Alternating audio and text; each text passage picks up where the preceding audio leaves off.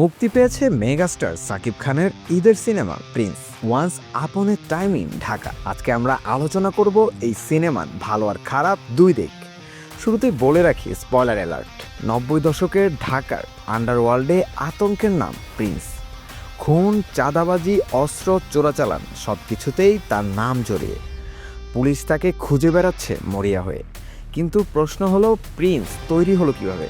এই উত্থানের গল্পটাই পুরো সিনেমা জুড়ে দেখানো হয়েছে। সিনেমা 2 চ্যাপ্টারে ভাগ করা আর নন লিনিয়ার স্টাইল ফলো করেছে।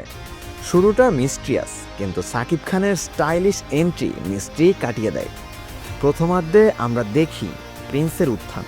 এখানে সমস্যা হলো গল্প অনেক স্লো, ধৈর্যের পরীক্ষা নিতে হয়।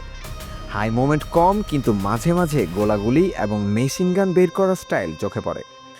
বিরতির আগে একটি হাই মোমেন্ট আসে, কিন্তু ইন্টারভেলের পর তার ধরে রাখতে পারেনি। সেকেন্ড হাফে গল্প চলে যায় প্রিন্সের সাম্রাজ্য চালানোর দিকে। এখানে স্ক্রিন প্লে কিছুটা খাপছাড়া মনে হয়। ক্লাইম্যাক্স ঠিক আছে, কিন্তু সিকুয়েলের জন্য এক্সাইটমেন্ট তৈরি করতে পারেনি। টিজারে দেখানো সারপ্রাইজের ইম্প্যাক্টও কম।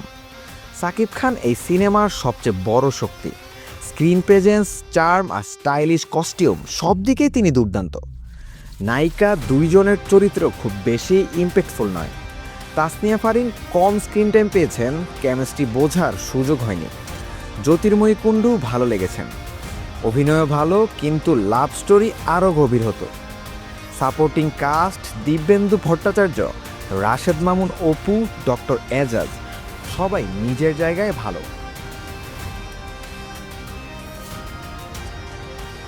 সিনেমায় মোট 5টা গান। কিছু গান ভালো, কিন্তু দিলরুবার ডান্স নাম্বার মনে রাখার মতো নয়। GM আশরাফের সেট সং শ্রুতিমধুর, ব্যাকগ্রাউন্ড স্কোর মোটামুটি। টেকনিক্যাল দিক থেকে কিছু ব্লান্ডার আছে। ঢাকা দেখানোর জন্য অন্য দেশের লোকেশন, 90 দশকের গল্পে রাউটার ব্যবহার, স্পষ্ট গ্রিন স্ক্রিন। VFX দুর্বল, টাইটেল ট্র্যাক অদ্ভুত, সিনেমাটোগ্রাফি মনে রাখার মতো নয়। মিলি চরিত্রের হাইপ শেষ পর্যন্ত কাজে লাগেনি। সব মিলিয়ে সাকিব খান না থাকলে সিনেমার অবস্থা কল্পনাই করা যায় না। এই সিনেমা যদি সাকিবের জন্য শিক্ষা হয়, সেটাই সবচেয়ে বড় পজিটিভ। আপনারা যারা সিনেমা দেখেছেন কমেন্টে জানান কেমন লেগেছে।